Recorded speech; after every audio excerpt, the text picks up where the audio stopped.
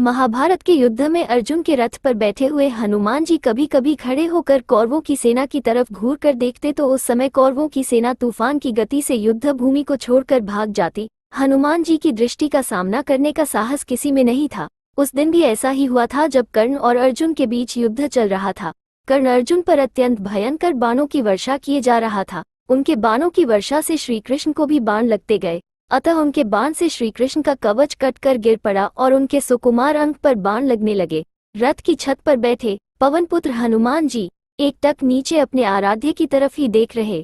श्रीकृष्ण कवचहीन हो गए थे। उनके अंग पर कर्ण निरंतर बाण मारता ही जा रहा था। हनुमान जी से यह सहन नहीं हुआ। वे उग्र गर्जना करके दोनों हाथों को उठाकर कर्ण को मार देने के लिए उठ खड़े हुए।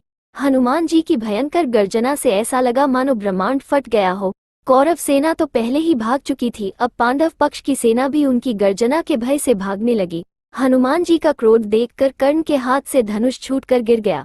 भगवान श्री कृष्ण ने तत्काल उठकर अपना दक्षिण हस्त उठाया और हनुमान जी को स्पर्श करके सावधान किया। रुको, तुम्हारे क्रोध करने का समय नहीं है। श्री कृष्ण के स्पर्श से हनुमान जी रुक तो गए, किंतु उनकी पूंछ खड़ी होकर आकाश में हिल रही थी। उनके दोनों हाथों की मुट्ठियां बंद थीं। वे दांत कटा रहे थे और आग्नेय नेत्रों से कर्ण को घूर रहे थे।